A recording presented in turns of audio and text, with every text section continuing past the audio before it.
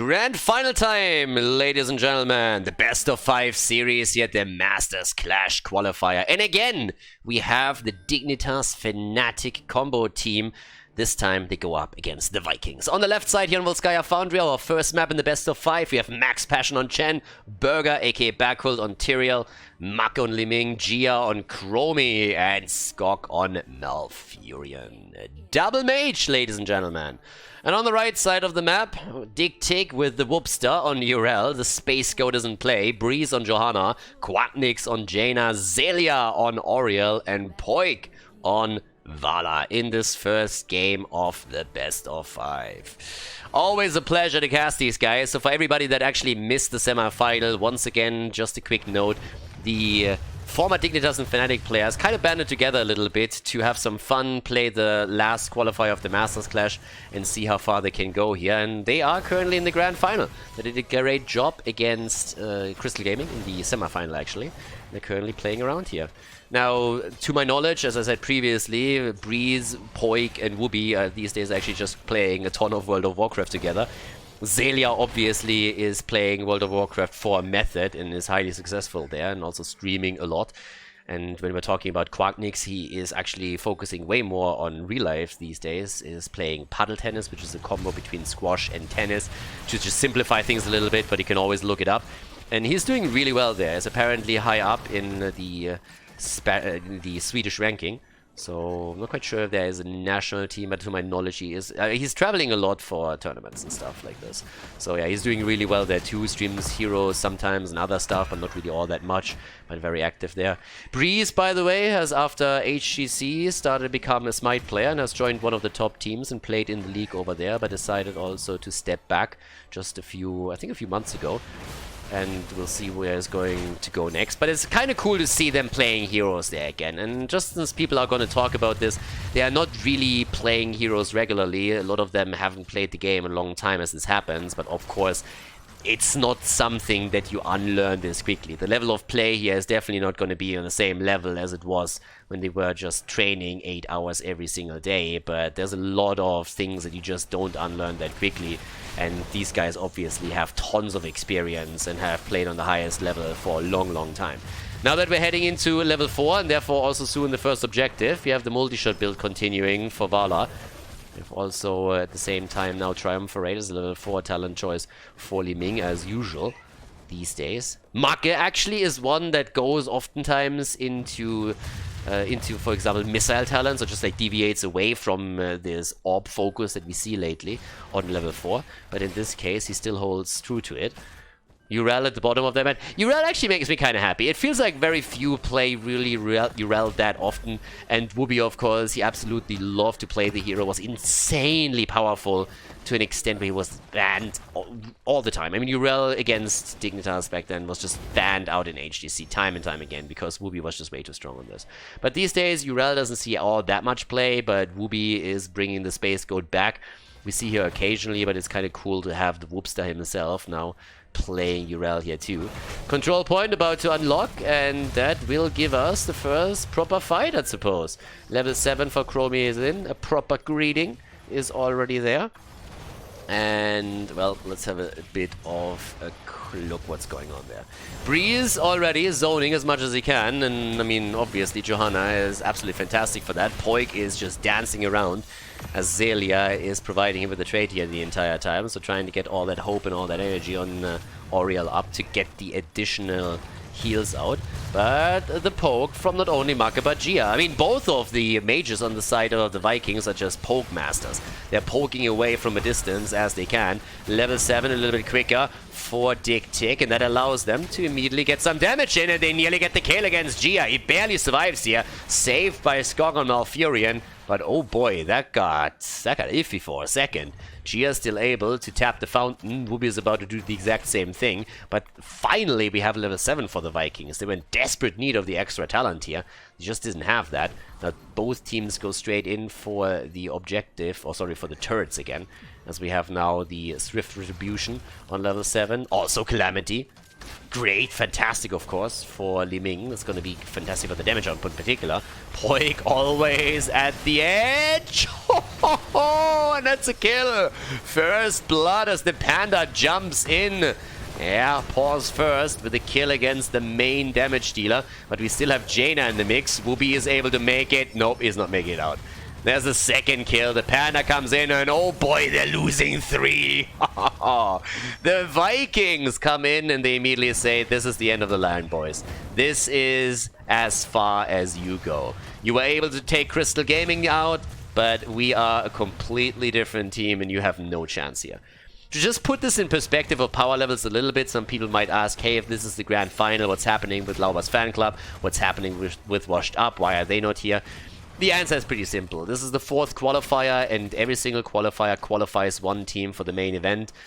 Washed Up was able to win the 2nd qualifier. Lauber's fan club won the 1st one, so they don't have to participate here anymore. And this is pretty much why we're seeing this setup right now. So the Vikings, they have fallen short in the 3rd qualifier, just barely, and couldn't make it into the main event.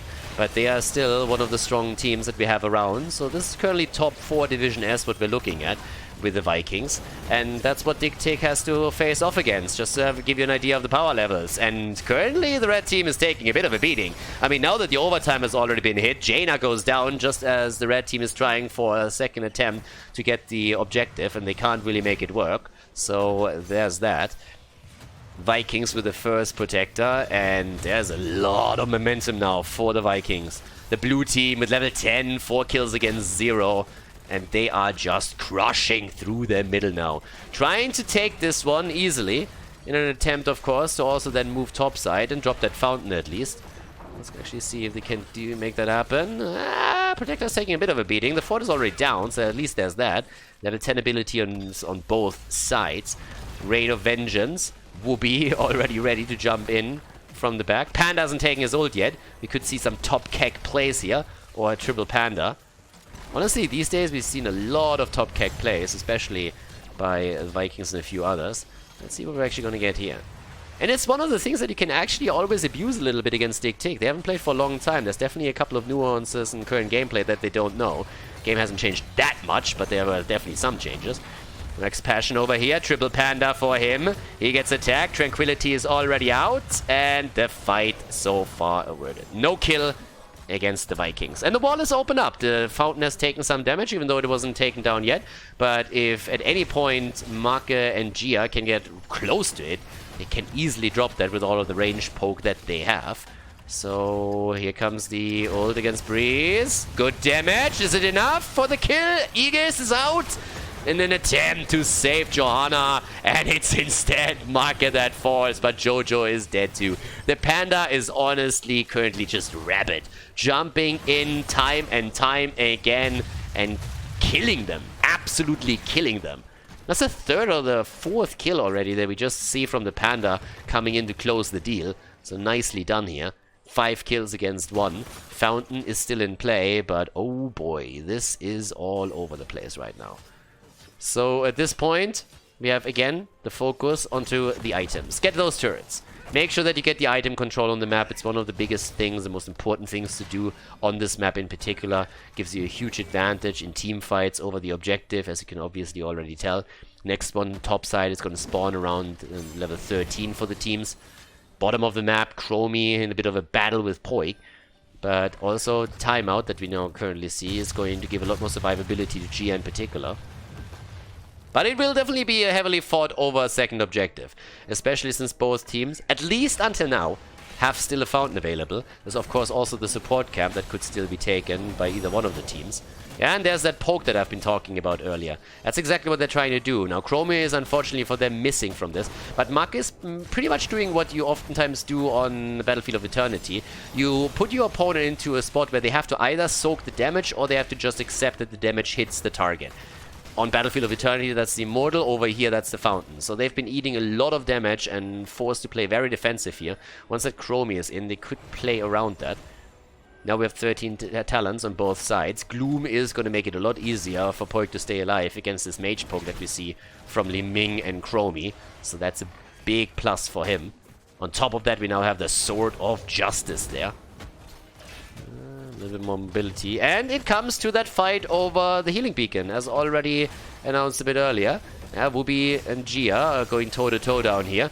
The Panda comes in again. Triple Panda time, baby! Yes, and there they go for the healing beacon. And it's about to be taken by the Vikings as they're trying to claim it. Down goes the Panda, though. Aegis is saving Breeze. Oh, Sanctification. And Li Ming comes in for the kill and the reset. 4 versus 4. Chromie with another ult. Already negated. Gia. Oh, timeout.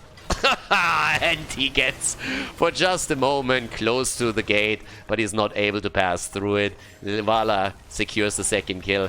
And that's now 3 kills against 6, so they're definitely starting to build up a bit of momentum for themselves here. Nicely done. They're still Tyrael. They still have the healing beacon. They never really had to drop it at any point. So once that it comes to the actual fight over the objective, Backwell still has an additional tool that he can use to keep the boys alive. But there's a chance that DigTic walks away with the next protector. There's a good chance at that. Down to the bottom of the map, Jaina. Quacknix is going for the safe rotation on his pleb horse. Okay. In the middle of the map, Maka still firing away slowly, trying of course to take those waves down as quickly as he can. There's no level 16 in sight for either one of the teams. It's 6 against 3 in kills, and even talents, even experience. And they start to move topside, trying to make their play here. Wooby gets ulted. Okay, there's the Aegis, making sure that he doesn't get zapped in again.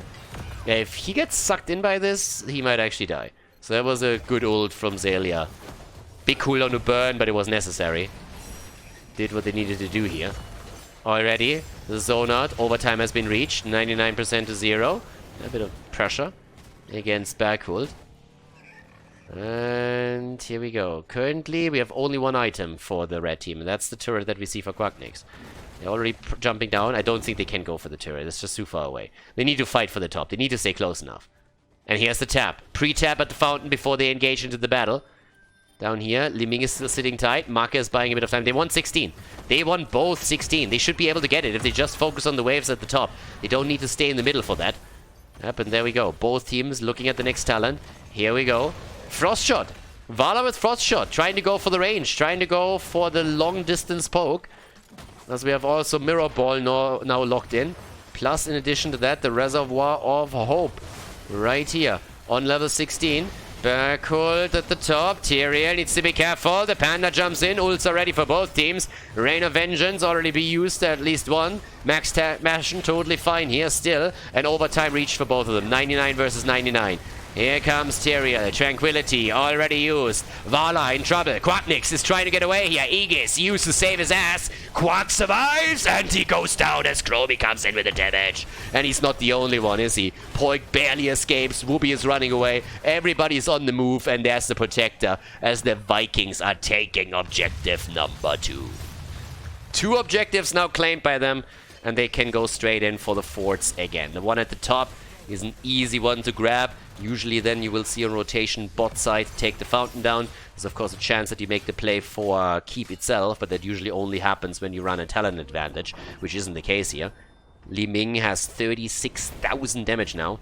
27,000 for Chromie. Vala on 37. Jaina, 14,000 damage. Urel actually sitting on 16. Johanna on 17k.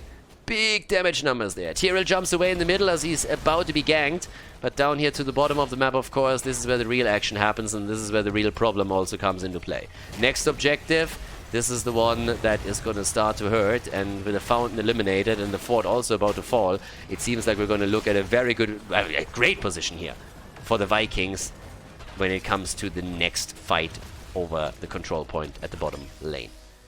7 kills against 3. 17 versus 17 in levels. And it is time to shine here. 10 stacks for Malfurion. So he is currently in a position where he's starting to build up the broccoli damage. They still have another 7 seconds. And it's like, can we do something with it? And the answer is not really. No. They did all they had to do. They did everything that they had to do, seriously. Take the bottom fort down, took the top fort down. You look at the minimap and you really quickly understand how far ahead the blue team is. Maybe not in experience. Maybe kills are not that dominant. I mean, they have twice the amount of what we're seeing for the Dignitas Fnatic combo. But you look at the minimap and you realize very quickly that there's not a single fort standing for the red team. And here comes another big fight. And of course, more about the item control. Wooby's jumping out, but he still eats some damage. And they still keep the aggro also on the little, on the support camp here. Alright. Let's see if they can take the little Gundam down here. They're trying to go for it. Both teams are actually just... they're posturing around it. It's always just like a bit of a game of chicken. Who goes for it? Who's really in a position where they say, okay, it's worth it for us to jump in and take it. If both just agree to not take it, they will eventually move back when the next objective gets announced, but it doesn't really come to that. At least not right now. Okay, so... Marker, the shield, and they're actually baiting it over. Marcus trying to zone this a little bit. Urel has shown at the bot lane, which is the main reason they go for it. And DigTic gave it up. That's big item. And they actually pass it over to Malfurion. So they even have all the time in the world in order to make that happen. Yeah, there's more camps now. Taken on the top left, top right. Oops. And that leads us slowly and steadily towards level 20. Next objective will very likely be fought with Storm Talons on both sides, but thanks to the small advantage that we have for the Vikings in experience, it could lead to them initially taking the position because they already have the talent and DigTic doesn't. Now, that's what could happen, but eventually it will be a 20 versus 20 fight. And there's a couple of really powerful level 20 talents, of course, coming up. I mean, generally speaking, level 20 talents are always powerful, but of course, there are a couple that are just insane. We don't have Leo with the buried life in here, but still. Alright, so, for now, Vala's still sitting topside. I mean, Vala with Farfly Quiver is a very good example of a massive power spike on 20. That range gives you so much added safety that you can just get those auto attacks securely in time and time again. But, well, let's have a bit of a look right there. There's 20. That gives us, first of all, Holy Arena, Purifying Brew. We have also the Piercing Sands, Lunar Shower, and Repulsion. And a good Li Ming player can actually do wonders with Repulsion. So there's that. Slowly everybody will focus more so on the bottom of the map. They're stealing another item away. That is actually getting really nasty for DigTic. They're honestly falling farther and farther behind when it comes to the preparation for the next objective. I mean, just look at the item count. That's 2 turrets plus the healing beacon, and now they're gonna grab the next turret right here. This is a big issue now. This is very, very quickly becoming a huge issue for them. And as the entire setup now focuses onto the bottom of the map, this could easily become a third protector for the Vikings, and if that happens, then it's maybe even the end of the game. Now, this is best of 5 series, so still, don't want to start things off with a loss here, of course. Setup is already here. The lead for DigTic in this case, actually. They went for Seraphim, of course. Farfly Quiver. Winter Mute, another insane talent, actually, when it comes to 20s. Quacknix, on the other hand, gets attacked right away. Max Passion as he jumps in. Triple Panda time. Wants the kill. Aegis saves Jaina for now, but not for long. There's the kill. The follow-up. Poik is about to fall.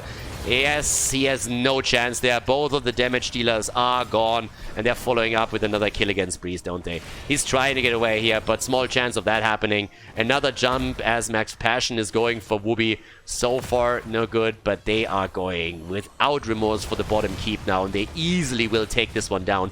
And in theory, they could even make a play for keep and core, and I think that might be what we're seeing here. Urel is trying to buy as much time as she possibly can together with Oriel. I mean, that's the only play here. Try and buy time. Try to not die. Try to not lose the game here. Have another chance to fight, but with 30 seconds remaining, it is very unlikely to happen. Here comes the aggression as they're all jumping in. The shields are gone. There's just no way that DigTic can actually save this. The Vikings, they're going to take the lead in this best of 5 series against DigTic in the grand final of the Masters Clash Qualifier number 4. GG and well played as Volskaya Foundry goes to the Vikings.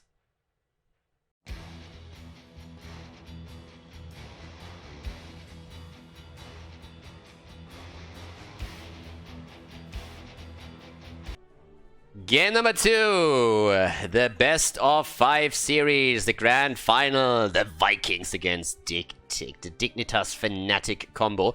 On the left side with the lead in the best of 5, the Vikings here on Battlefield of Eternity, Gia on Chromie, again. We have Max Passion on Chen, again. Muck on Greymane, Skog on Malfurion, and Backhult on Tyrael. I can't help myself, but I've seen this combo before. There is one change in here with with Machina on Greymane, but still, that sounds oddly familiar. On the right side of the map, we have DigTic with Wooby playing Blaze, Quacknix on Sylvana, Zelia on Ana, Poik on Jimmy, and Breeze on ETC. Okay, so we see our ETC setup again, and even DigTic knows by now that after the recent patch, Exterminator is actually not garbage anymore on Battlefield of Eternity, and is actually the better choice here, even over Ace in the Hole, even though that talent is insane. So yeah, Exterminator, of course, on this map after the patch, very strong. Before that, not so much, but now it's through the big buff. We actually see that it'll take a lot, and for very good reason. It's really powerful now. So Quacknix at the top gets immediately attacked again. The Vikings obviously want to keep some momentum built up here. They have now taken the lead against their opponents, but even if you are ahead, and even if you're a little bit more trained or practiced than your opponent, if you're going up against former HGC players, you honestly really don't want to give them an opening. And we've seen in previous matches how well the red team can actually coordinate in team fights. And therefore, why give them an opportunity if you don't have to? So the Vikings are going to try and ensure that they carry the momentum of game number 1 into the second game to take it. No talent on level 1 yet for the Panda. It's actually kind of insane because the Panda was a big problem for the Dignitas and Fnatic boys in the previous game, but right now they still let him through the draft. No bans on this map either for it. We have both teams with a pretty solid setup when it comes to damage against the Immortal, and just generally poke, and especially, of course, Chromie is fantastic for that. So, yeah, we have down to the bottom of the map, camp about to be taken. Actually, in this case, it could end up with both camps taken by the red team, which would be a bit crazy. That honestly gives you quite the boost in experience here. So that entire rotation worked extremely well for them. So they're looking at a very, very solid setup now. Quacknix claims it, and they have half a level of a lead, and they're looking quite strong here. So yeah, nicely done. Level 1 talent now also finally locked in for Chen, who went for the Eye of the Tiger. Shocking. Top side, still Chromie firing away, but the problem really is Sylvanas now. Sylvanas is actually empowering a lot of these pushes for them, and that serves them quite well, as you can tell.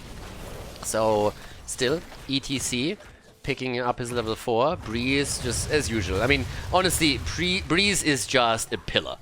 He is a pillar of any team that he was ever in. That guy at the front line, it just saves. It makes the play for all of your damage dealers so much safer, and he has just insane positioning. And that's something that you just don't unlearn because you don't play for a while. So he is just anchoring the plays the entire time. He's making sure that everybody is safe, securing this over here so that Tyrael can't make a play and jump over. And yeah, always safe, always there, always trying to create some space, zone the opponent out, see if he can create a kill opportunity, which is why Mark very, very quickly moves back after initially thinking about chasing Breeze down a bit, because that backfires very, very quickly if you play that wrong. So now that we have 3 minutes into the game, we have at the top actually Chen getting attacked for a second, Breeze just zoning it out, but look at the camp value. Quacknix comes in and plays the macro style right away, and that is doing serious damage to the entire wall, and they can even drop Max Passion in HP and threaten a kill there. Now they give up, of course, also a bit of hit points on the Immortal, which in this case they seem to deem worth the risk, but they get the kill against Chromie! Chromie goes down! A little fake dragon gets slapped around right away. Yeah, so our little gnome is already dead, and, well, that gives a big lead and an opening shot to the Immortal for DigTic, which now is in the process of winning the halftime show. So nicely done. Breeze, yeah, able to get out here. Actually, backward with the body block attempt, but that didn't quite work. So now that everybody just focuses on the objective, it seems like we see the red team walk away with objective number 1. Yep, indeed, they take it. 3,400 points on the shield, so that's gonna be quite nice. And off the race we go. bot lane. That's where the Immortal is going to travel, and that's where we're going to see the entire dynamic of the map shift. The Panda still at the top lane has pushed another lane out for good reason. They need level 7 and need it quickly. You want to have it for the defense here, and the Panda needs to get at least one more wave in order to make that happen for them. So it's going to be a late rotation of the 5th hero down to the bottom. And thanks to Sylvanas, DigTic can just push through this easy peasy now. Yeah, there's a Breeze play right there. He sees an opportunity and he says like, yeah, look at that dead Tyrael. Jumps in, locks him down, no chance, and bam, 100 to 0. So that's Tyrael dead, and the fort is down too. And I don't know what to say, guys, but this is insane value for the first objective. I mean, look at that Immortal. It's still at 90% HP. And they can easily now start to at least take the wall down, or at least part of it. One turret nearly eliminated. Yeah, Panda is now in, so he can at least help out with that. But the wall is heavily damaged. Both of those turrets are incredibly low, so if it ever comes to push at the bot lane, the wall is going to be broken up within seconds. Okay, now we have 6,000 damage on Sylvanas, 5,000 damage on Chromie. Yeah, they're playing this nicely.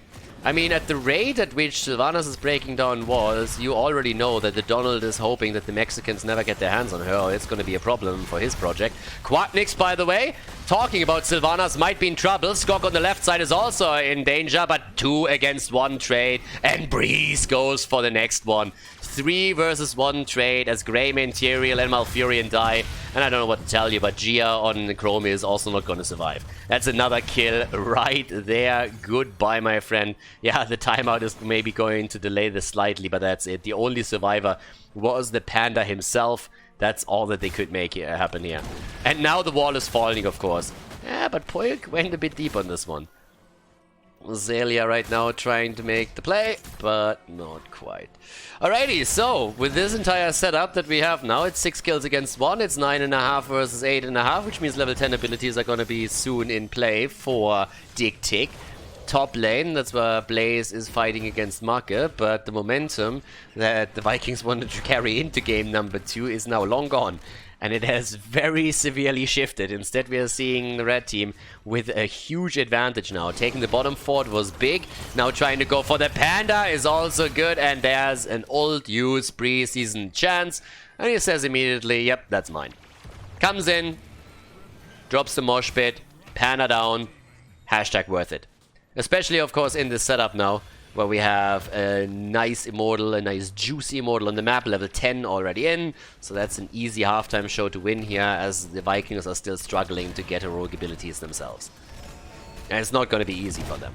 Yeah, down to the bottom of the map, Gia's on the run. Chromie, yeah, I don't know what to tell you, but Chromie is not going to survive there either. So Chromie is down. That's another kill against her. Very nice setup here from Quacknix and Breeze. Breeze is not out yet, but with Zelia now moving in for the pew pew pew heal, that's not going to be a problem either. And that's, by the way, nearly an Immortal that's taken. Jimmy is just continuously firing against it, and even though Greymane was trying to at least get a few hit points down the opponent's Immortal, they just couldn't really make it happen. At least it's level 10 ability. So we see the bullet for Greymane, we have Sanctification in, but this is gonna hurt. I mean, 8 kills against 1.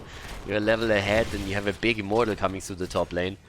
That is a really big issue now for the Vikings. Holding that fort is going to be impossible.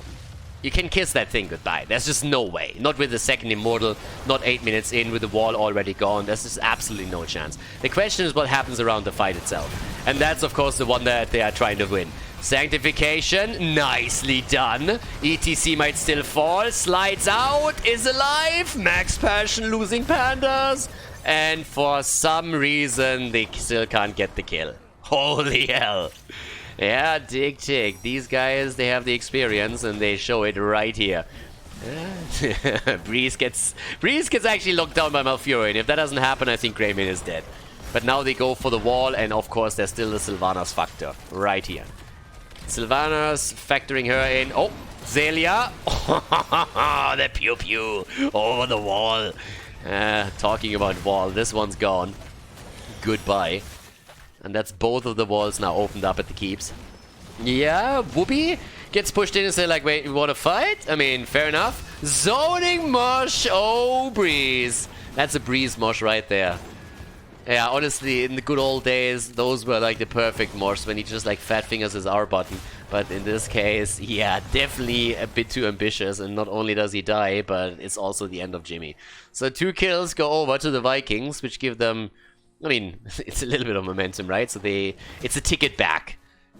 It gives them a little bit of time to breathe, to just stabilize, and to make sure that they get experience, which they desperately need in order to catch up here.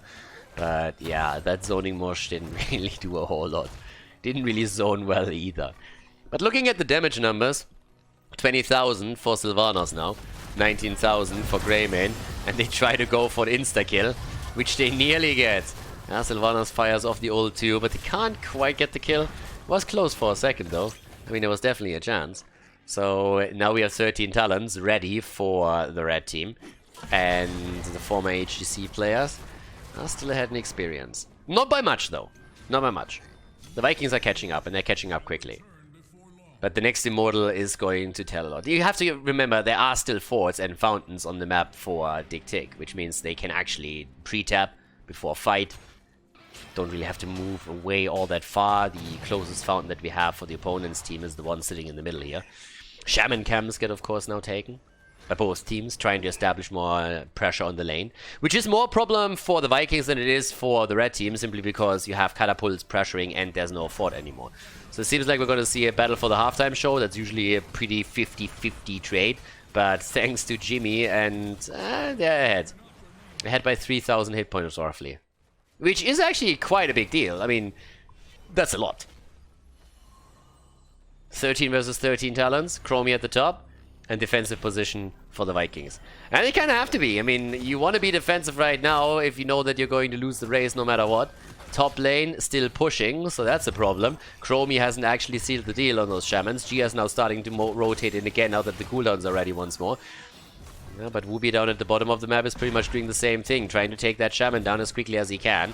Drops it. Chromie tries to do the same topside. Quacknix is already getting some solid poke damage in against the Immortal, so drops it even lower. They have a 6,000 hit point advantage now over their opponent, so they're heavily ahead here. Wooby in the jet propulsion. Mosh pit attempt, maybe. Yep, and he actually still gets one. Despite the fact that he was locked down by Chromie, he still gets one. Sanctification had to be used. The bunker's already on the ground as we're making the play here. And the pandas are starting to fall, but that's not the only thing. Thanks to the Nano boost, Quacknix is jumping into the backline and taking Chromie down as they're looking for the next kill, and they get it against Tyrael. Tyrael is down. No trade value for him. And that's another Immortal for DigTic. 10 kills against 3, and oh boy, are they crushing right now. Yep. Top lane, that's where we still have some initial pressure against the keep. The Immortal is going to move down to the bottom. But, as you can see, the red team is moving topside. They still have Sylvanas, and Sylvanas is actually still waiting around here. Alright, wasn't with the team, so they decided to not go for the keep here, but they pushed the lane out. And now they focus their attention down to the bottom of the map in an attempt to tie the series. I mean, guys are looking sexy here. They're doing well. Nearly level 16, if it comes to that, if they get the talent advantage with this too, and can disable the keep with Sylvanas, then this could be keep and core. I mean, it's pretty much going to be keep for sure. But can they take the core with it too? That's the mega question. And, well, they're all hiding behind the Immortal. They're trying to buy themselves a little bit more time for level 16. They want to fight when they have the advantage, and that is some smart play over here. There's level 16, any second. Already they jump into the back line. 16 talents are ready. Immediately getting picked from the team. And the Immortal is already on the core itself. Keep in mind, we're 13 minutes in. It's not really a big boy Immortal just yet, but it does enough damage for sure. There's the silence. Unfortunate. Breeze actually pushes the targets out of the Wailing Arrow. But down here, Max Passion dies. Can have all the passion in the world. If you don't survive here, then you won't be able to use that to win the game. And now this is it. Game number 3 is going to start on an even score as DigTic moves in to drop the core. The Vikings lose on Battlefield of Eternity. And the red team takes the win as we jump into game number 3. GG, and well played.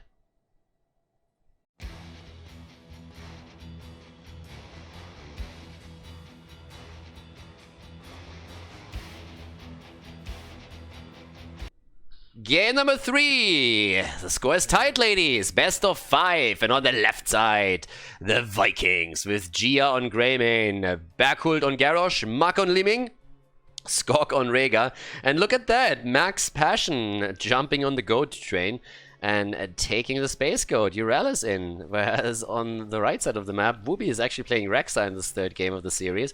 We have Poik on Hanzo, Quatnix on Sylvanas, Zalion Malfurion, and Breeze on Tyrael. Alright, let's go. It ain't easy being breezy. So, after the zoning mosh pit in game number 2, I mean, to be fair, he also got quite a few kills with the mosh pits that he set up, but that one was obviously a little bit memey. But as it happens, big map again, one of my favorites, honestly. There's a lot of strategy that you can push in there. You have the 2 bosses that are up that you can make decisions around. Do you just go for boss trades? Do you just try and get both bosses? Do you try and invade? Do you let a couple of early tributes slide? Or how do you play it? The one thing that maybe is a bit surprising is that we don't really see a whole lot of globals here. There's no Dehaka, no Falstad, there's not really much else. Deathwing, of course, in those games pretty much banned continuously. And for everybody that's asking, hey, why don't we see any of the drafts? Pretty easy.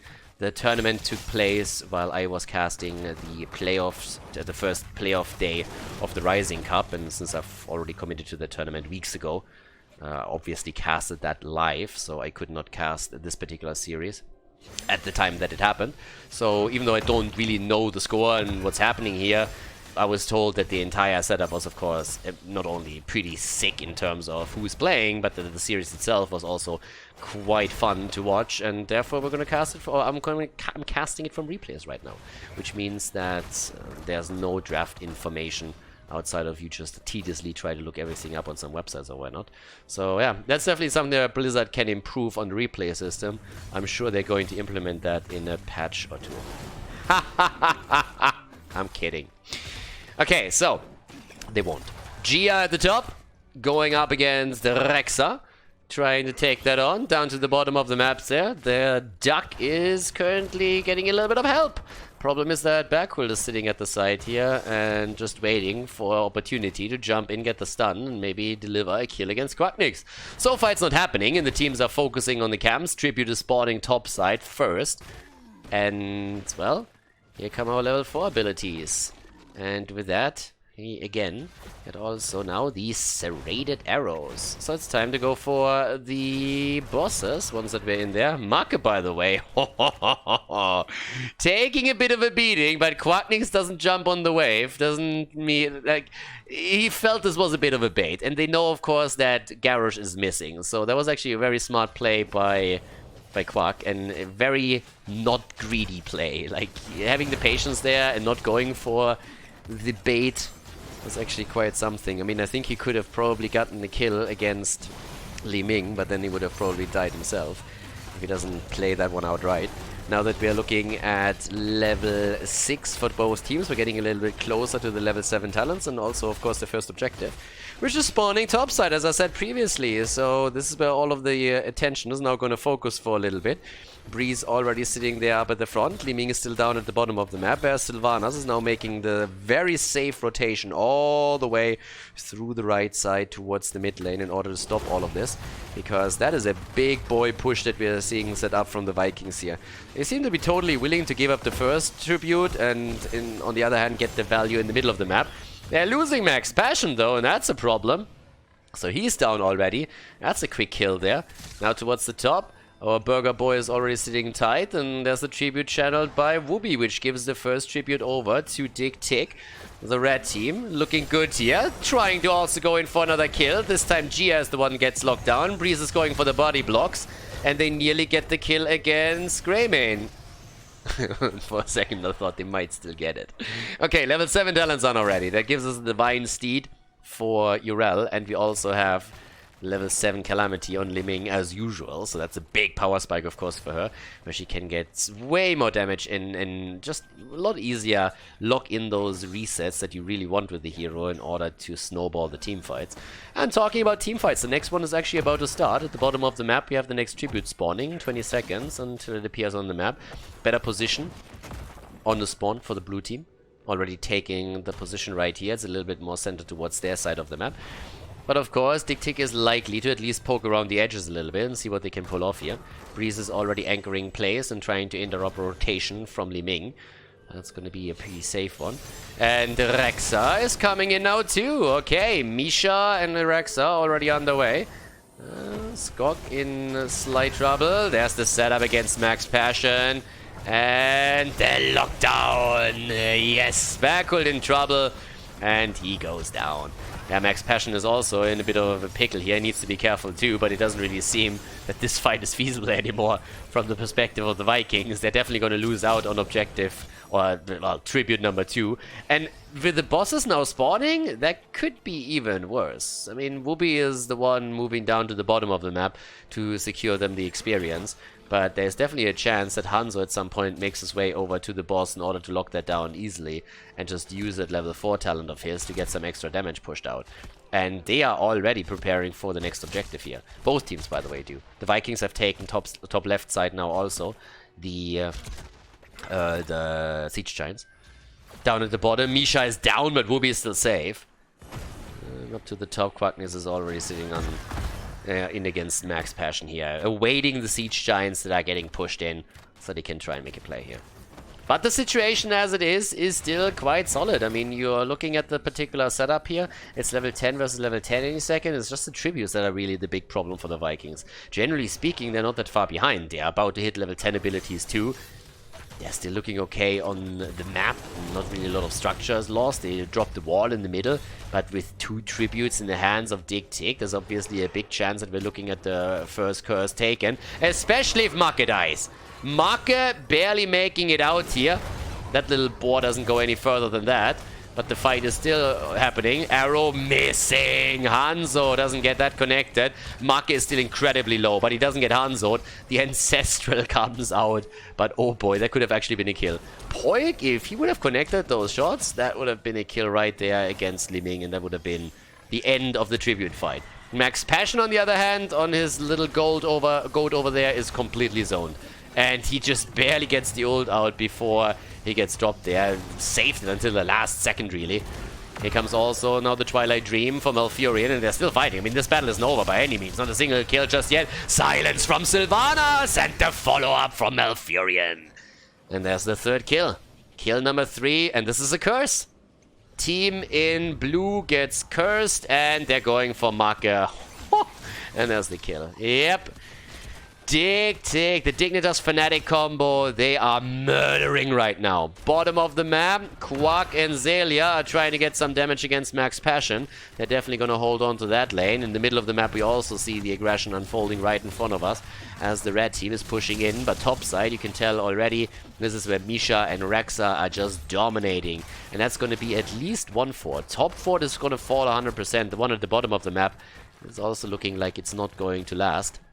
This one is going to be taken down pretty soon, but oh boy, this entire series, back and forth so far, but now after map number 2, Dignitas Fnatic is doing well here. The big boy arrow towards the top stops the onslaught at least, and oh boy, Make nearly getting taken down by Rexa here. Holy shit, that was a close call.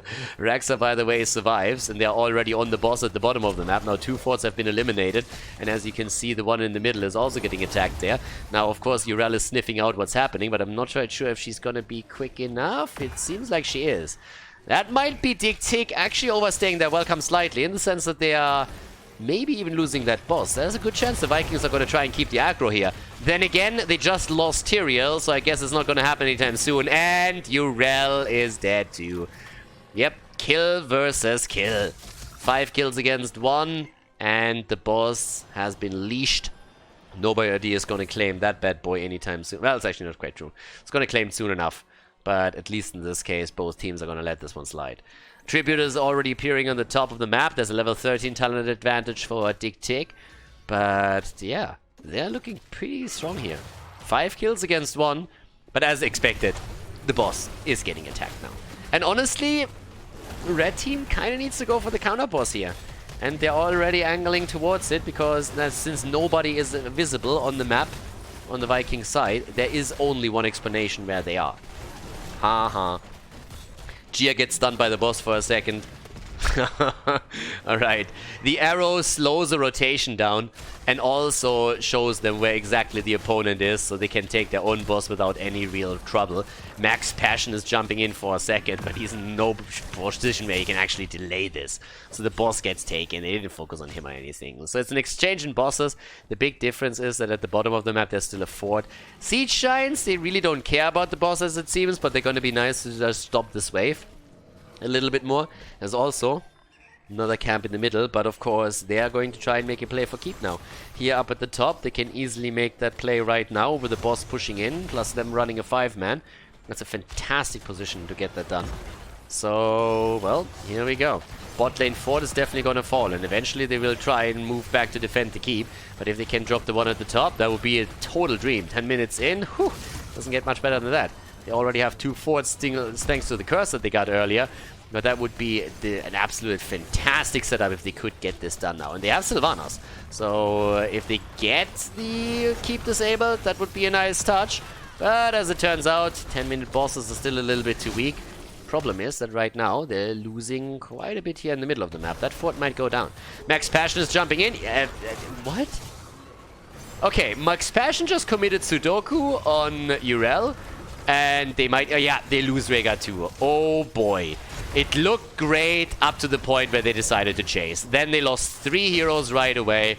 And you can't give some opportunity... like, you can't give an opportunity like this to the red team. DigTic is just gonna crush you. And guys, look at how they're angling this. They are maybe even going for keep here, for core here. They have Sanctification. They have a chance to go for it. And that's exactly what they're trying to do. So they're definitely going to get some damage in. I'm not quite sure if they can end. I don't think so. It's a bit too early. But they can get another kill against Greyman. And holy shit. I mean, calm down, boys. This is getting nuts. A little bit of damage over here as they're angling the shot still. But holy hell. 9 kills against 1. And with that, we have 16 talent advantage. And the Vikings are massively behind. I mean, massively. So that is an insane advantage now for the red team. And they get the next tribute, so they have now won 4 tributes in a row. This is crazy. The entire top lane. I mean, again, if you take the boss at any point again topside, then it's going to go straight in for the core. And it's going to be another 2.5 minutes until this one's back up, down to the bottom of the map. It's pretty much the same, of course, since they nearly took him at the same time. But this is such a bad position now for the Vikings to be in. They have a really, really bad position if DigTic doesn't make a massive mistake. I mean, just think about it. The stats advantage alone, thanks to the 2-level lead, is already huge. They lost every single fort, so they don't have any fountains anymore in the middle. And they are still looking at a talent disadvantage, which means they are in no way in a position that would allow them to fight for the next tribute. Which, then again, puts DigTic in a position where they have 2 tributes against 0. Which forces the fight over the next upcoming tribute from the perspective of the Vikings. Well, not this one, the one after. So the situation for them is really bad. They're going to have to fight fights if they want to or not. Or they're going to fall farther and farther behind. So now it's again a big lead. 2 tributes against 0. Level 16 talents aren't quite there yet. The focus on the bot lane from the red team makes perfect sense. Because what they're trying to do is keep the opponent away from the top lane as much as possible. So that the top lane catapults are just crushing the lane. And eventually end up at the core. This could be fought over. But there is sanctification. And that's the problem. Yeah, Tyrael could sanct, he should sanct, and he does sanct. He uses the sanctification, they're starting the fight. It's not over yet. Camp gets actually taken, and now they have to get out. That was actually a nice move by Vikings. The second that they get level 16 talents, they have to be aggressive, and that's exactly what they did. And now they're looking for potential kills. They're moving down to the bottom, they're trying to zone out Whoopi. Fight over here is also, by the way, still happening. Garrosh is down, though. And Marke, ooh, might die. Marke, yes, he goes down. Marke goes down, and now they're actually chasing Urel down here too. They're locked down with a root. Zelia, you fucking boss. What a play. Once again.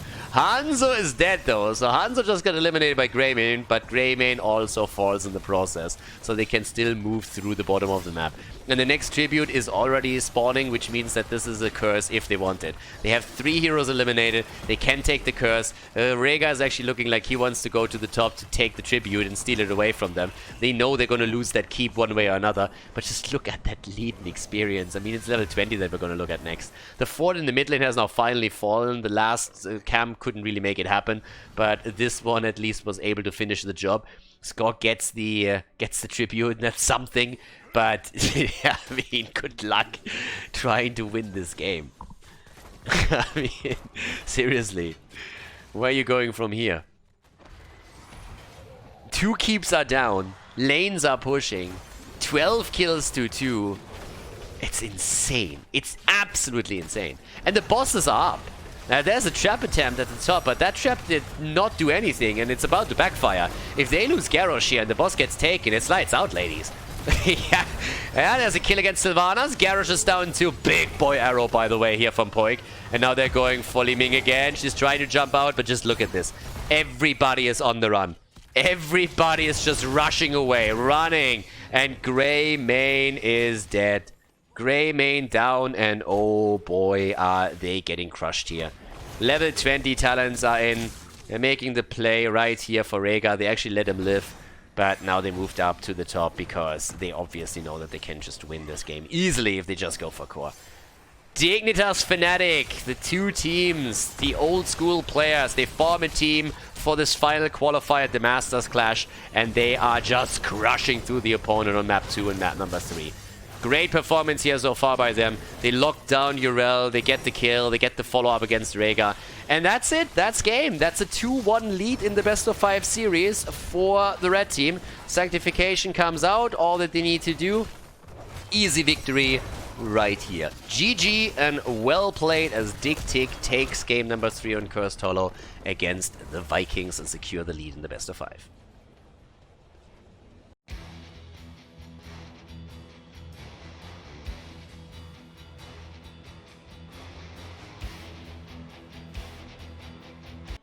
Game number 4, the Vikings behind against DigTic as we're heading into Tomb of the Spider Queen. On the left side, Make on Vala. We currently have Skog on Malfurion, Backhold on Tyrael, Gia on Junkrat, and Max Passion on Rexa. To the right side of the map, DigTic in the lead now. We have Vubi on Leo, Zelia on Ana, Breeze on Muradin. Nice. Bringing the dwarf back with Quacknix on Jaina and Poik on Chromie. Alright, awesome. Let's get this show on the road. Can DigTic actually win this best of 5? Can he actually take all of this with a quick 3-1 victory against the Vikings and qualify for the Masters Clash Finals? That's the big question right now. I mean, it's impressive enough that they're in the lead against the Vikings in the first place. Now again, as I said previously, there's a little caveat that the top 3 teams in Europe have of course already qualified for the final event, so they were missing in this tournament. But it's still a pretty solid feat here from those players to make it this far and to just look dominant in this grand final now. This is of course a lot of experience that all of them have. I mean, every single player in this lineup was a former champion. But now that we're looking at game number 4, they could secure a 3-1 victory if the Vikings get steamrolled again. Breeze with Muradin, not going into the new Dwarf Launch down in level 1, is that third wind. It's currently getting picked by him. And let's actually have a bit of a look of how this is going to work out for them. I mean, right now we are still looking at rotations between the mid and the top lane, as you traditionally see here. We have the nano boost combo for Jaina and also for Chromie, so either way it's going to be a lot of burst damage that they can secure here. And we've seen these double mage compositions a little bit more. Not really the standard, not really something that you would usually see, but it very much so hinges around your ability to set something up for the 2 mages to just join the damage on the same target and then blow it out of the water. And that's something that you can definitely do if you have Leo with Entomb, if you have Muradin with a Stormbolt setup, and then a few slows coming through Jaina, so that Chromie can get her damage in too. So once that we are entering that part of the game, there can be a lot of quick snipes against the Vikings. And DigTic is going to try and do exactly that. There is Sanctification though, that can ruin a lot of these plays, but you can already tell that Make is eating tons of damage not only from Jaina, but whenever Chromie is poking, Maka has trouble to actually get damage in. I mean, his auto attacks are always interrupted because he has to move away from all of these spells that are fired his way. Down to the bottom of the map now, Whoopi going up against Max Passion, so not really a problem to get drains off from Whoopi, since Misha is also there. Level 4 is a little bit quicker, then don't really see a lot of turn-ins just yet. Multi-shot build, of course, for Vala. That's not a surprise. And, well, here we go. Levels 4 to little both, and Maka nearly falling. Yeah, Mirrodin actually got rooted down too. Breeze was already in a position where he said like, alright, I'm gonna jump after her and I'm gonna get that kill. Didn't really quite work out that way because Skok paid attention and dropped the root on the ground, so Maka was totally safe here. But it's a very aggressive game as they're poking now against each other here early on map number 4, and I like it. There's no... The Vikings aren't intimidated by any means. If anything, they're angry. You can really tell. I mean, if anything, they're looking at this and they're saying, we're not gonna lose this. Fuck that. Let's go in and let's try and just drop them as quickly as we can. Be aggressive, boys. Let's play around this. Let's coordinate this nicely. And then let's go. Yeah, and let's see if they can actually make that play. We'll be down at the bottom of the map now. Max Passion currently still facing off against him. We have 12 gems already secured. That's pretty much Rexa turning his in a bit earlier. Misha, of course, helps with that. Slightly. And here we go. There's the camp through the middle. Nicely timed. He can take that wave down quickly. On the right side. This one is going to be taken too. Yeah, this is still going to do some value here. But you can actually tell that Zelia even delays it slightly so that they can defeat the camp over here and then maybe push out with that. It's a bit easier for the defense. The blue web weavers are coming through to first though. And that could actually lead to the fort in the mid lane. I mean, maybe not really kill, depends on if they can get kills with it or not. But it's going to suffer a bit of damage, or at least it should. If they can move through those minions. And they're already trying to burn them down as quickly as they can before the web weavers even make an appearance. Taking the spell aura down is obviously already half the battle in that case. But here come the web weavers. There's a level 7 talents for both teams, which gives us now Arsenal. Move towards the top. Quacknix. Gia was trying to come in and drop a mine on him. But down here, the attack is about to be thwarted. The minion wave is already more or less down, and the web weavers are on half HP. So there we go. Poix in tight. Zelia with hit after hit after hit. One turret down, second tower down. And now they can try and put some pressure onto the fountain, drop the sustain, and they do the same thing topside. Quacknix is the only one that's there, and if he gets anywhere close this, he's going to be stunned, rooted, it doesn't really matter, so they have to fall away from it. And that is a lot of damage against the top lane. I mean, we are looking at a fort that could theoretically, not fall. Web Weaver is already down, but that's 50% HP gone, and that is a big deal. 70 gems on the side of DigTic then again. Is of course giving them an opportunity to come back into this by simply moving now through the bottom of the map, or like getting a turn in. Leo alone is already trying to do that, and 28 gems for Whoopi is a big deal right now. So yep, he's gonna secure those. It's nice for him too, because now he can play a bit more aggressive if he needs to be in those team fights. Mirrodin, by the way, on level 7. Give him the axe. We have the machine gun build for Jaina. Was of course nerfed a little bit when it comes to the cooldown reduction on the Icelands. Not quite as powerful anymore as it was previously. Jaina just in general has been hit by a few of those nerfs. But now, as we have again another sleeping dart connecting. Zeta doing a great job, by the way. I mean, he did it already throughout the entire series, but just now his sleep darts in this game are insane. There's a kill against Quacknix though, and that's a lot of gems lost. Mirrodin is recovering a few of those, but he can't recover all, and Mirrodin goes down!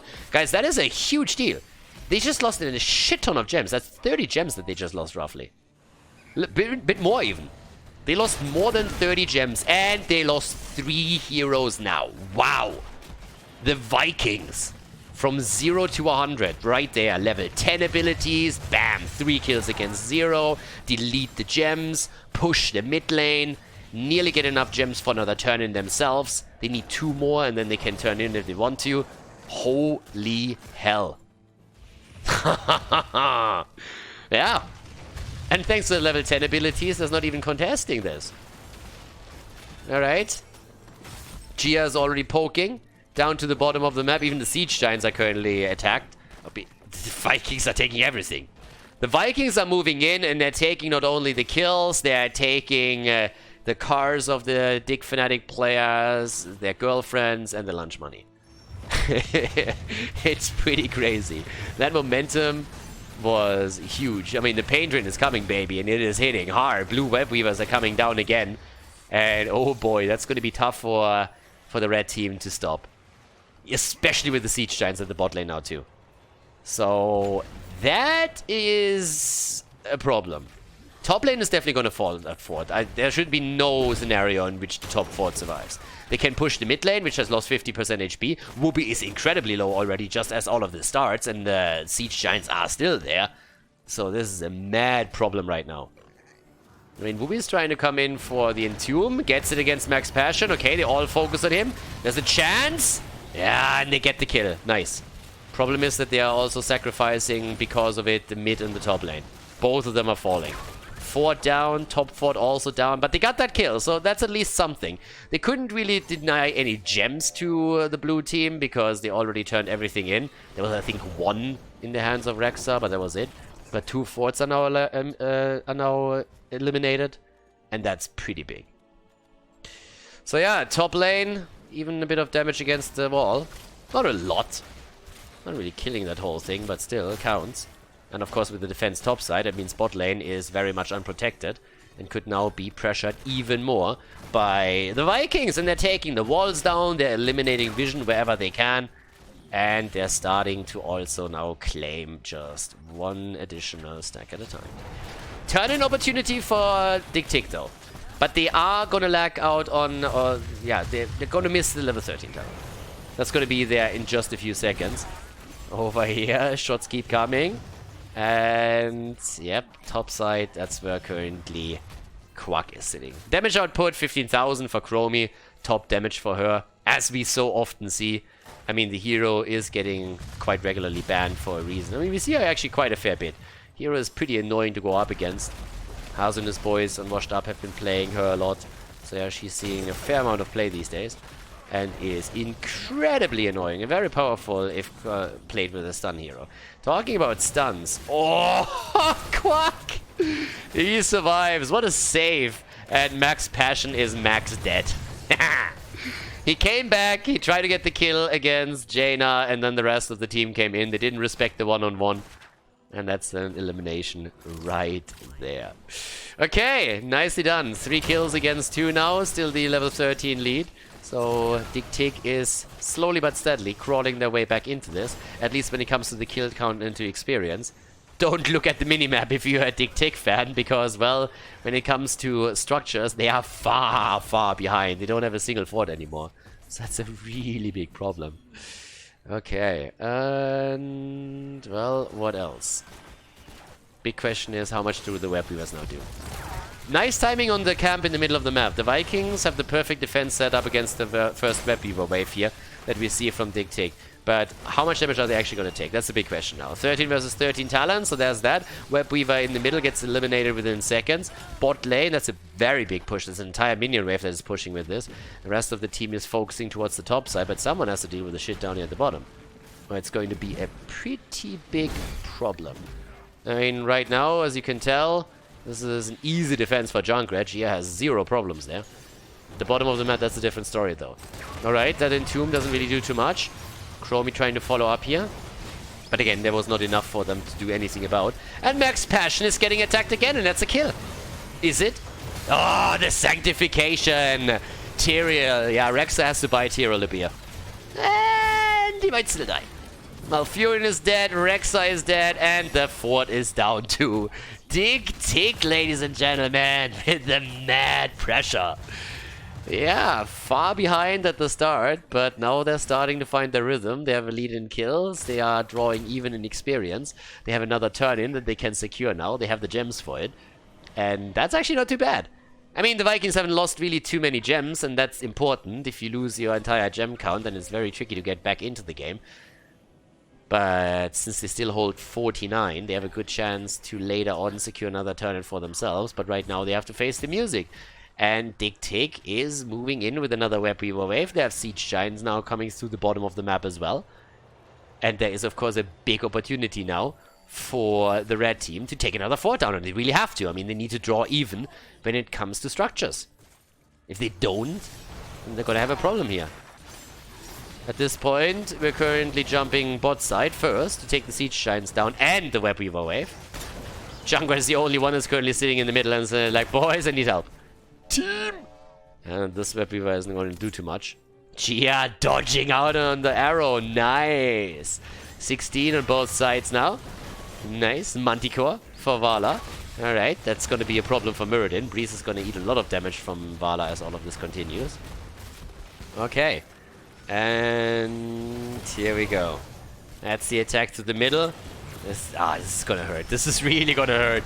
Look at all of this. Entomb! Sanctification to counter the play. And there's the Riptire.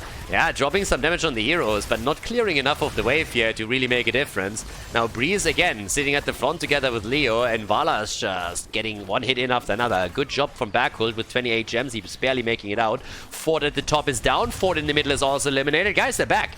It's dead even on the map now. Dead even on structures. 3 kills against 4. 16 versus 16. Game is wide open. Wide open indeed. Right here. Alright, so now Gia and Maka both trying to protect at least those keeps a little bit more. 36 seconds until the camp is back, so that's not going to be fought over. 40,000 damage now for Vala. 40,000. And with Manticore, she is murdering Muradin. Especially once Farflight Quiver is in. Once that we have that, then it's a very, very different story, because Muradin needs to be so much more careful. Having the range on Vala is going to allow her to just like poke away like all day long. There is a turn-in opportunity. The Vikings, they have enough gems. They have no problem here to turn in and secure Web Weaver wave if they ever get access to one of the turn-in points. But that's of course what DigTic is going to try and prevent. The Vikings want game 5. They obviously do. I mean, right now, you really have to fight for every single inch of the map, and if you don't, then I don't know what to say. So the big problem here is still, can they find the opening? Can they find the kill? Chromie again with the Ulders. They're trying to get another kill in. Not so far. Misha gets attacked. Quack got the nano boost, but the blue team is moving away with Tranquility already used. A lot of ult still up. Entomb still up. Sanctification. Tyrell is waiting for it. Yeah, he has 33 gems. He needs to be careful. Backhult. Oh, and do we see the Sanct? Nope, he's actually jumping out and he gets away here. Wow. Haha. Clutch again. Not risky. I mean, he actually risked a lot. They're just sitting there. He did not use Sanct the entire time. Was just holding it back, saying like, nope. Just wait a little bit longer. At this point, 3 kills against 4. Everybody's moving towards the turn-in points again. Top, moving slowly down to the middle. Level 20 for Chromie now. Got the piercing sands in. And here come again the interrupts. Quacknix. Gia gets the first one connected. Stormbolt hits. 18 stacks on the baseline for Muradin. They're trying to go for Whoopi. And he's low. And he might actually die, but he survives. He survives for now. There's the water elemental. Oh, and Breeze. He jumps out. Whoopi low. Breeze low. Quacknix in trouble. Nearly pushed back by that mine, but now they're zoning them out so hard that it's pretty much impossible for DigTic to prevent the turn-in. They're trying, but it's not happening. Backhult turns in. They still have nearly 30 gems here. The fight is starting. This is one that they can't lose. If DigTic loses this fight just as the Web Weavers come down, then they are just in an absolute shitty position here. So already the jump onto Whoopi, and he's alive. There's the strafe on Vala in an attempt to get the kill, but they're locking Breeze out instead, and he gets out too. It's insane. Yeah, the Entomb doesn't hit anybody though, but oh boy are both of these teams now looking for those kills. And the Web Weavers are down. This is the opportunity to go for keeps. The big hope for DigTic was of course to get a kill in before the Web Weavers come down so that they have an easier time to defend. But on the other hand, if the Vikings just get 1 kill in with all of this, then they can push for keeps easily and take them down too. So everybody is just jumping onto the opportunity to hit level 20 now. And then maybe get the lead on the macro level by simply taking down the keeps on the map. Mid lane, nearly defended. Top lane, Leo, Whoopi is still sticking around here. Needs to take this down, but the rest of the team is pushing at the bottom of the map. And look at the experience. We're close, guys. We're really close. Muradin, Breeze. Oh, the jump gets interrupted. And he just drops the avatar at the last possible moment. Web Weaver is already down, but they're still poking a little bit. The Keep has taken some damage. They need 20. They want 20. They're so close to 20. And they're going to get it now. 40 gems is what they currently still hold. DigTic has enough gems to get a turn-in secured. They can complete the turn-in. And here's level 20. Level 20 is in. They're baiting a little bit around the top. Already, we have the Holy Arena again. There's the Farflight Quiver. Muradin needs to be careful now. Muradin is eating tons of damage from this point onwards from Vala. Vala is already at 71,000 damage. Easy. Big poke through the multi-shot the entire time. And then once you have Manticore, you get so much extra damage in against the frontliners. It is insane. Once you have Farflight Quiver, you're incredibly safe doing it. And it's an even easier job getting those auto attacks connected properly. 37,000 damage for Jaina. 57,000 for Chromie. Poking away like a madman, of course. The jump in as they're trying to save the target. Sanctification is out. And now it's Vala time. One auto attack after another. Just look at Make. He is dropping the hit points. He is moving in. Gets one auto connect after the next. 3 kills against 4. 17, 18 minutes into this game. And the poke from Junket from afar. 130,000 siege damage for him. Jane has at 157k, which is crazy in and of itself. Whoopi! Whoopi is down, and that is 23 gems that they are just losing. Breeze wants to recover them, but they can't. And now they go for boss. They're trying to get the boss right there. The jump of Breeze. Oh, Gia! Haha! He's still alive. Gia is still alive, even though he eats a bit more Chromie damage. And they're still trying to go for the boss here. Whoopi has the vision, of course. He has the vision there. It's a bit of a bait, too. Max Passion eats the Stormbolt. Gets cleansed. Oh, feign death. Breeze low. Stunned. Dead. 5 kills against 4. 2 heroes down. And boy, boy, boy, are they in trouble now. Misha goes down. Don't worry, Peter has been informed. Misha goes down. 86,000 damage now by Chromie. She's actually about to take over as the top damage dealer in the game. Chromie is just hammering away like she did the entire time. 35 gems turned in against 0. But look at that gem count that we see for the Vikings. They have an opportunity in just a few seconds to get another turn in. So does Dignitas, Fnatic, by the way. The combo team has also another shot. But it's all about the boss again. Top lane boss. Look how Whoopi is destroyed by Vala here. Sanctification is out, and he's dead. No chance. None. Yeah, Muradin is still dead. That's just 3 versus 5 on the map, and of course that means we're gonna see the boss taken by the Vikings. Guys, they won game 5. They won game 5. They have a big opportunity, 19 minutes in, nearly 20, to move through the top and take down the opponent's keep. And look at that gem count. They're actually at 62. They nearly have enough gems to get a turn in. Now they do. The question is simply, when do they do that? Do they fight with the boss, take the keep, move back, turn in? Or how are we going to see this play out? If they lose heroes now, that would be a disaster. If they lose their gems at this point, it would be a nightmare. Yeah, Breeze is again eating damage.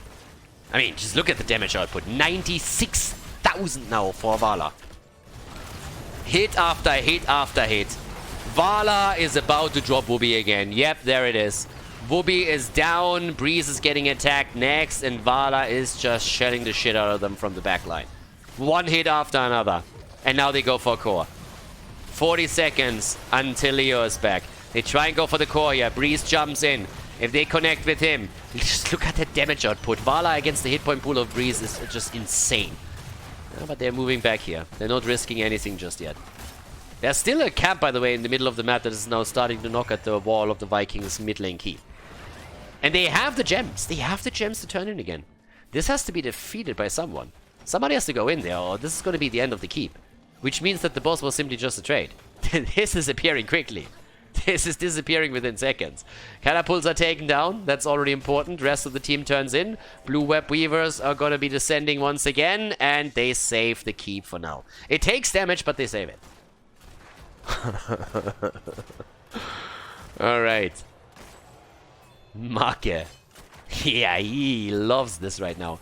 I mean, it's not only the damage output with Manticore. Farflight Quiver makes it also so much easier for you to keep your hatred stacks up. Yeah, the pain train, baby, it's coming. Choo-choo! And the Web Weaver, the bot lane, is not going to do anything.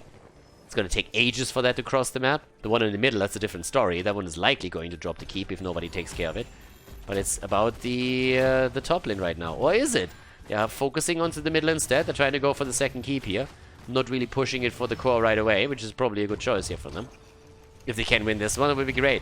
And I mean, eventually, DigTic has to move back to defend top lane anyways. Leo is already there. They know that too. They can't just simply let that slide or anything. Webweaver gets burned down pretty quickly. That's really the beauty of having double mage. Has a lot of disadvantages, don't get me wrong, but the burst damage that you can actually push out is quite crazy.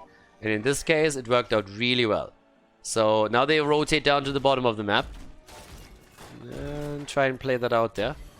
But here we go. Starting to get that set up. And they're poking from distance now. Junkrat in particular loves a situation like this. Just get those grenades in.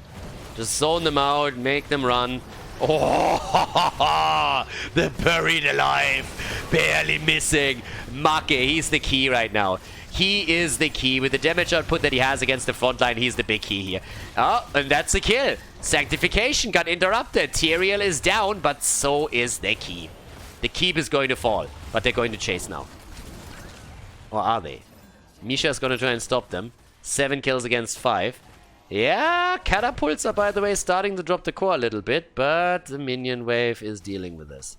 Now, there is a turn-in opportunity for DigTic. They can actually turn in and maybe just snowball this around, but oh boy, this entire game so far. Back and forth. This entire series, actually. Yeah, and right now, with that kill against Tyrael interrupting the Sanctification, it was actually huge. If that does not get interrupted, then it's a very different ballgame. Can they interrupt the turn-in? I really don't think so. Not even with Junkrat. Quarknix turns in. Okay, this is the shot that DigTic has. This is the big opportunity. You look at the middle of the map and the keep is already down to 50% HP. If they crush through this, keep game 1 in mind. Think about game 1 for a second, Infernal Shrines. It was exactly one of these setups. It was one of those setups where it really looked like the Vikings would just easily destroy. And then DigTic turned it around. Actually, I'm not even sure if I mix it up with the semi-final series, but either way, there were too many games where DigTic had opportunities, or where they were struggling and then had one opportunity and just crushed the opponent. Alright, here we go. There we have it. The keep about to fall. Webweaver nearly down. And this is the play right here. But the Sanctification this time connects. Sanctification is ready. And they're jumping onto Whoopi, and he's dead. Whoopi is dead. And now they're trying to chase. Riptire against Zelia. Ho ho ho. Skorg is nearly dead too. Malfuri needs to be very careful here. And of course, as they're attempting to chase, the fight is still ongoing. You look at the bot lane and another keep could fall. We are 25 minutes into this game, guys. 25 minutes. On both sides, we have 2 keeps destroyed.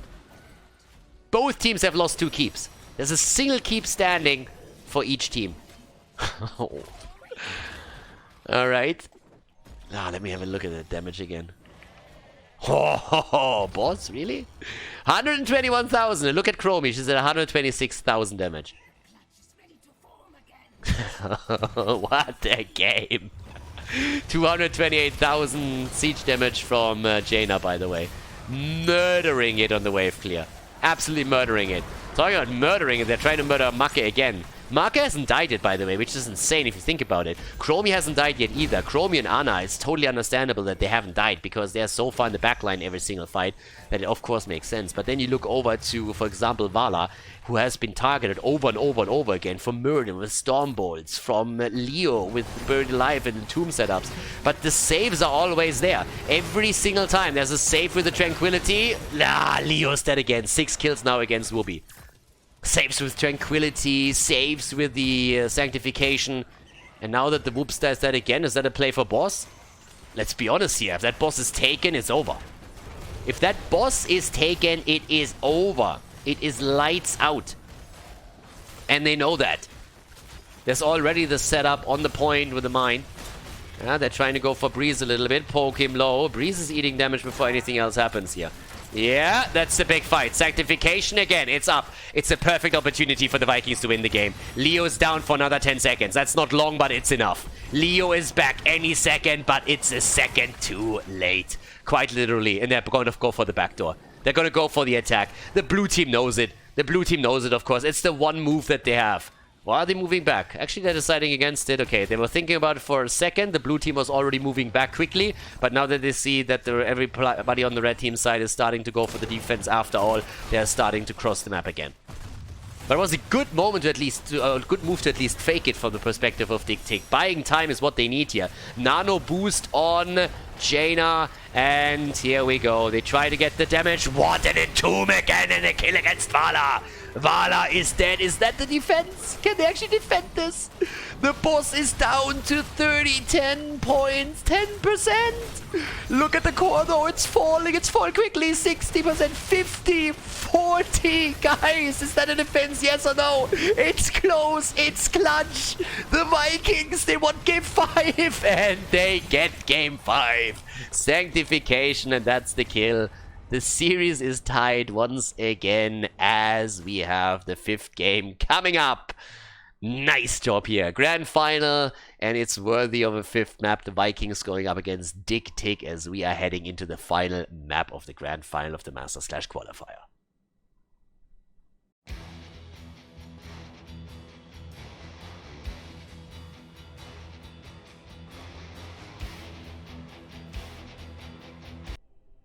Game number 5, the final map of the best of 5 series here, the grand final of the Masters Clash Qualifier, ladies. On the left side, the Vikings, and on the right it is DigTic. Infernal Shrines is the final map, and we have Macke on Gul'dan for the blue team, Gia on Hanzo, Max Passion on Chen, Skog on Malfurion, and Backhult on Tyrael. On the right side of the map, DigTic with Wooby on Dehaka, flashbacks right here, Poik on Reyna, Zelia on Ana, Quacknix on Li Ming, and Breeze on ETC again. Alright, awesome. This is going to be fun. It comes down to the final map, and of course this series deserves nothing else. The moment that you have the old Fnatic and Dignitas players band together to form a team, to just have a bit of fun and participate in the qualifier here, we of course need to see something like this. Wooby already showing everybody that he hasn't lost his touch with the tongue on Dehaka, connects it for the damage against Max Passion as the rest of the team follows up. And it's actually cool that we have also some global aspects now for the team here. Especially, of course, with Fnatic as the... or Quacknix on Fnatic as a shot caller back then. It was all about the global plays for them. They did a lot with all those rotations, and especially, of course, with the global plays. And, well, here we go. The rotation towards the top side. Wooby, and the tongue. Oh, he connects it. And Max Passion is, is still alive. Oh. Oh god, that could have been a kill here, but it already tells you exactly what you need to know here. Talking about Wooby, already moving in an attempt to maybe even pressure the bot lane, but instead they're focusing on the camp here. But it's already off to a good start. At this point, you're just terrified that also of any of those brushers, the Haka is just gonna race out and kill you. But as it turns out, kill number 1 against Ana. The Vikings, not impressed whatsoever. They just go and say like, yep, we don't care. There you go, see you later. Chen is alive and you are dead. So, the good old drinking buddy has already started to join back on the map. They're actually going for Breeze this time. We can easily slide out here. We have now the Ace in the Hole on level 1. Insane talent, of course, even more so after the buff. And now the Enduring Swarm that we have on level 1. Yeah, thanks to the kills, level 4 talents are slightly faster for the blue team. It's nothing insane or anything, but still. We have Echoed Corruption with 6 stacks, obviously around level 16 at the latest. You want to complete that so that you get the max value out of the combo with Ruinous Affliction. Down to the bottom of the map, both teams on the left and right are trying to take their own Khaldor camp now. And now we have the Fight or Flight for Jimmy and Dominance for Li Ming. Yeah, and, well, it's all about objective number 1 for the time being. Camps are, of course, important too, but towards the top, that's where we have the first objective spawn. Shrine is up, and that is where one of the 2 teams can start to take a small lead by claiming Punisher number 1 for themselves. And this is actually one of the reasons why Dehaka is now going to be super useful for them. Gia is facing off against Wooby at the bottom of the map, but eventually Gia will have to rotate topside, and Dehaka can just simply sit there, push another lane out, another wave out, give them the experience, and then global towards the top, which is pretty much what we're going to see here. They're even a bit late to the party because they're now going also for the Shaman camp, which they just now log in. But up to the top, there's 7 stacks already in the hands of the Vikings. But what all of this does is that Dehaka pretty much can give them an early level 7. And the level 7 ability is going to be great for them. Breeze is just buying some time here. Eats a tower shot though. That wasn't really too healthy for a sit point pool. But you look at experience, and that early level 7 for DigTic is going to make a big difference. So once that they have it, they can easily claim the position on the shrine. And it's about to drop into their hands. Here we go. And now Dehaka, after pushing out another wave, can easily global towards the top. He doesn't even have to right now because the Vikings are falling back anyways. So as long as there's no really fight for it, he can just rotate between the lanes and secure themselves even more of a lead. But here comes Whoopi, comes in, he wants the drag, he gets the drag, and there's the follow-up. The kill is in, 32 stacks on the shrine against 5. But now with Gul'dan down, that's one of the biggest tools that they have gone. Gia is coming in, trying to get the last few hits. There's already the lockdown against Poik, but they want the kill against Hanzo, and they are nearly getting it. Damn, Gia's incredibly low. Whoopi is still alive. And level 7 talents give them the big lead, especially, of course, Calamity. 33 stacks against 18, and they're getting more and more and more. Gia and Hanzo is attempting to just drop one ability after another to get a bit more for the team to just lock in those few remaining ones. 35 against 20, and they're going to claim it. Frozen Punisher is taken. There's still a bit of a push in the middle. DigTic moved with heroes into the mid lane again, and they're still a level ahead. Full level ahead, the Panda has to deal with all the experience here, and instead they're starting to focus on the fight. And what a setup against Hanzo! Get wrecked! Yeah, with this little hipster beard, he gets taken down easy peasily. As Zelia comes in, drops the sleeping dart, and the rest of the team says thanks for the layup, and they just go in for the dunk. Dunk the damage onto Hanzo, and that's an easy kill, easiest kill of their life. Still a level ahead. Poik takes down the Punisher, and they only lost half of the gate and the wall. Nicely done. But right now, what's happening down here at the bottom of the map? Max Passion, Bakulmak and Skorg, all of them trying to take camps. Get a bit ahead, close the gap in experience. They're obviously still behind in XP, even though they won the objective. But they need to do more than that. And DigTic is already waiting with a little bit of a setup of themselves in one of those brushes. There comes the layup for Quacknix. Good damage. And could that be the kill? Yeah, nearly, but Burger, aka Bakul, gets out. Problem is that Malfurion might not be so lucky. Nope, he's not. Yeah, the momentum, ladies. 3 kills against 1, 10 against 8. And they take, not only with the heroics now the camp away from the opponent, they can use it to take the fountain down, which they easily do, and have even a chance to push in further to try and drop a fort, or at least take a few of these towers down. All of a sudden they're just doing insane damage here. I mean, again, they've been playing a bit of a slower game around the global features of Dehaka, and then once that the actual fight started, they just started to drop. With Breeze just setting that kill up perfectly for Quacknix, it was fantastic. Straight the push through the face melt into Calamity, and now already Quack looking for the combo against the wall, zoning out Mark a little bit in the process. There's the slide, and there's the kill. Quack with a great follow-up, the wave of force used to push Gul'dan back out, and that's another fountain that they can now take. Holy shit. Okay, this is getting a bit insane. Yeah, I mean, right now we're looking at 4 kills against 1. I mean, okay, there is obviously the problem that without heroic abilities, if you're getting caught anywhere on the map, you're just dead. Now that they have the heroics themselves, that's a bit of a different ballgame. So now all of a sudden we're talking about more of an even footing. This is more of an eye-level fight that we're going to see next, because the Horrify alone would have saved Gul'dan at the bottom of the map. But Maki getting caught in this position without heroic abilities and the rotation hitting him that hard, that's obviously a big problem. And if there is anything true about players on the level or of former Dig and Fnatic players, it's pretty simply that their rotations and their understanding of when to rotate, how to rotate, and how clean those rotations are is pretty stellar. And they showcase this in pretty much every single one of these maps. There's so many ganks that they set up. they pretty much don't lose a lot of experience on lanes, and it's just these endless rotations that really put pressure onto a lot of opponents. We've seen it in the semi-final against Crystal Gaming, and we've seen it here against the Vikings too. But the next shrine is activating. There's no level 13 yet for DigTic, but it should actually be a talent that they're going to get soon, thanks to Wooby at the top. Having the Haka on the side lane right now is of course fantastic, but I'm pretty sure that this time they're going to try and actually win the fight on the shrine. By the way, Max Passion, no triple panda this time. We're going to see the top keg plays coming out as he goes for the wandering keg here. And off we go. Yeah, the Haka is in. The Haka with a drag, and he connects it again. They connect, the slide, Max Passion, he has to keg out. Yeah, kegs out immediately. Already a little bit of a silence attempt against Wooby, not quite successful, and they are zoning them out from the shrine completely. Max Passion is already low. Wooby misses the isolation, but they can still go for Malfurion. They get the kill. Breeze is not giving up on an opportunity like that. He sees the chance, he takes it, and bam, they get the kill.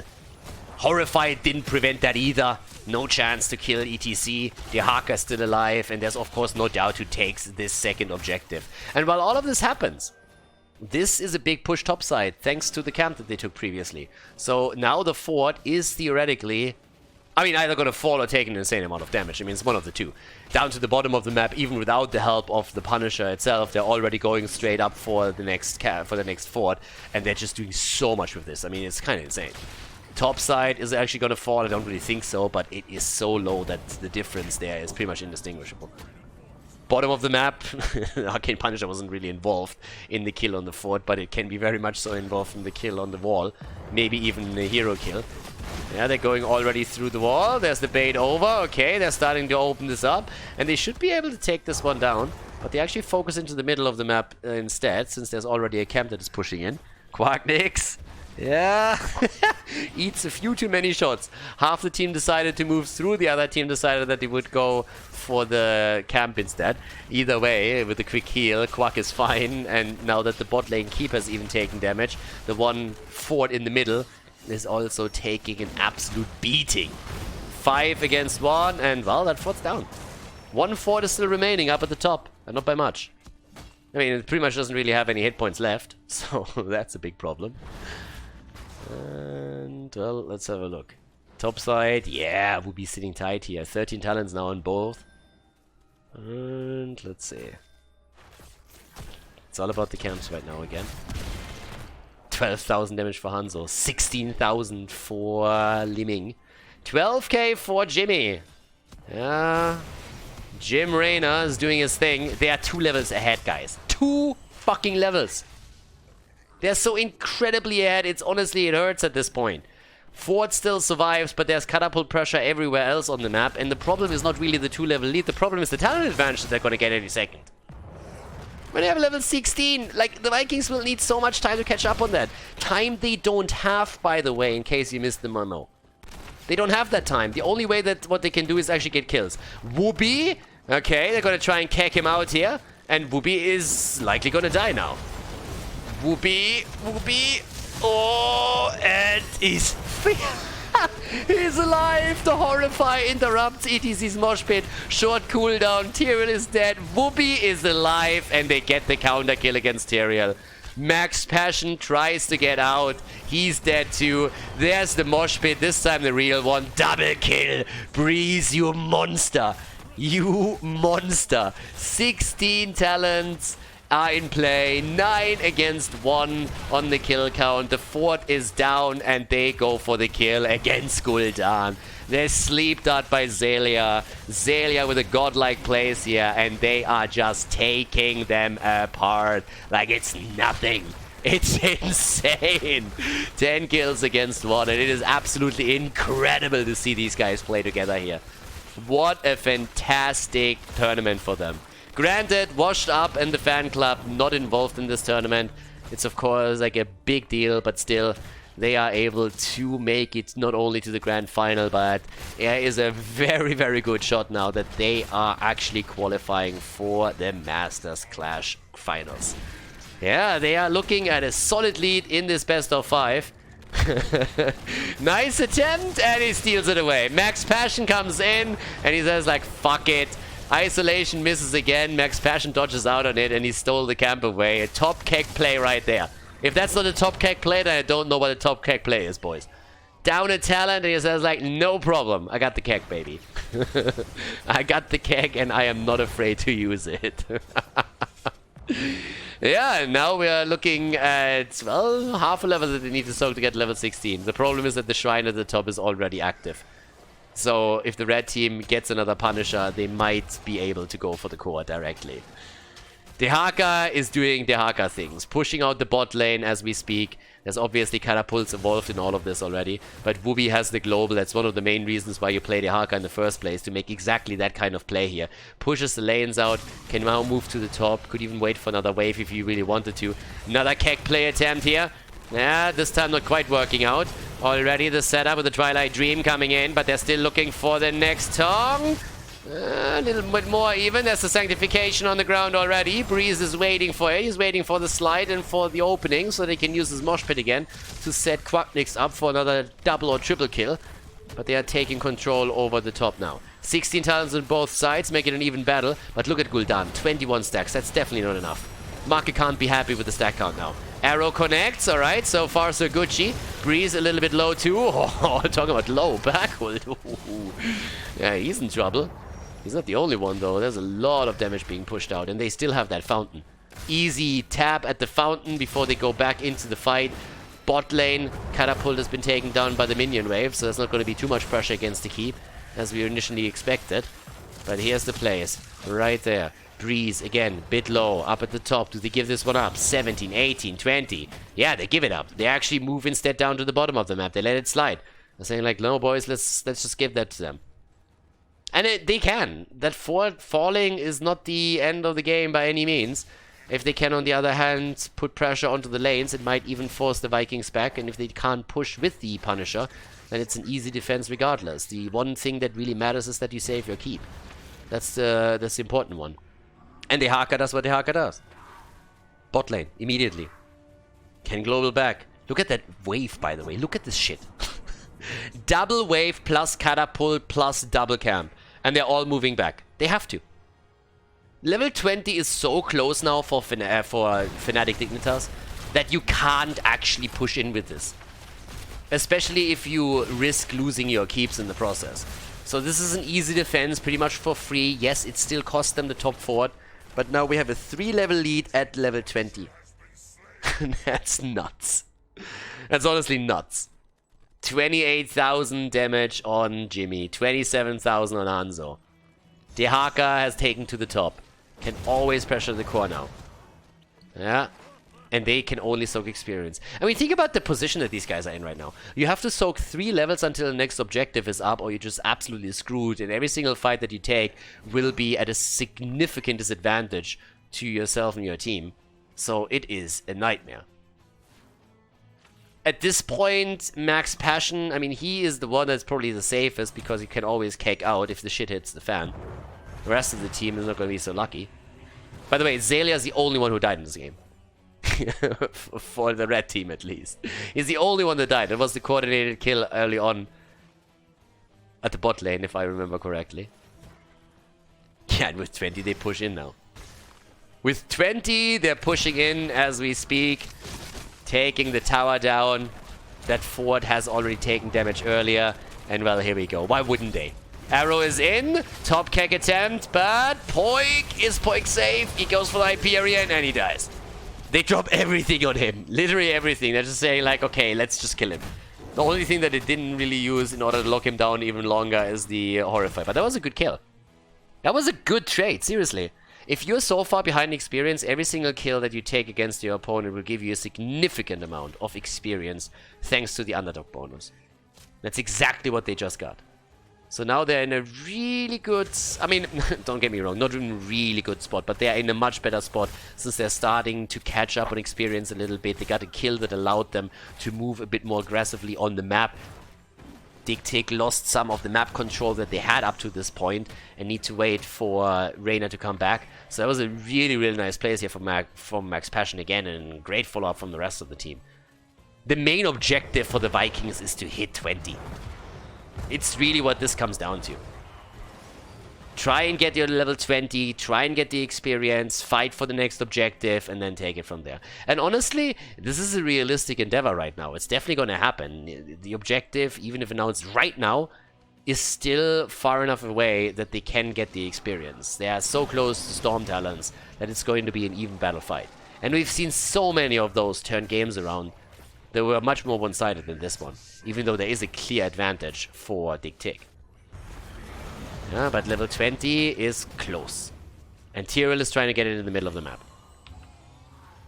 Yeah, that should be it. Seriously. I mean, Make is sitting there, soaks the experience. They need the Storm Talons. They're already trying to set up a little bit of a trap here, but Max Passion gets actually hit by the Sleeping Dart, which is dangerous. But there we have it. Level 20 is in, and there we go. Purifying Brew, Astral Communion, Holy Ground, Haunt, and the stun of Hanzo. All about the setup now. Top lane is pushing, so you're a bit on a timer if you're on the blue team. You need to find an opening.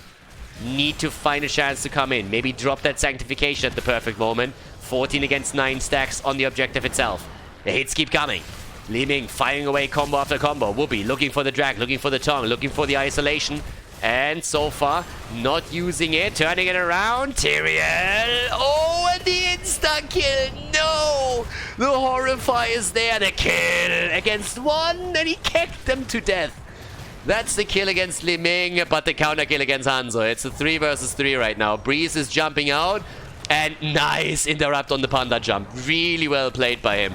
But now they go for Poik, but he gets the kill against Gul'dan. The core is losing shields, though. The core is losing shields as we speak, ladies. Big push, triple catapult. Everything is rattling away against the hit points, and the Punisher is taken. Mosh Pit is locking the Panda down. Xaylia is moving away. Xaylia running away from Chen. Max Passion likely gonna fall here. The core, by the way, is falling as we speak. 42, 35, 35 points, 26. It's a total disaster right now. 16, and Malfurion just doesn't have what it takes here. 9% is this Winion territory. 6%, and here comes Poik, and that is game. GG, as DigTic takes the victory in the best of 5 and secures the championship in the grand final of the qualifier. GG, and well played.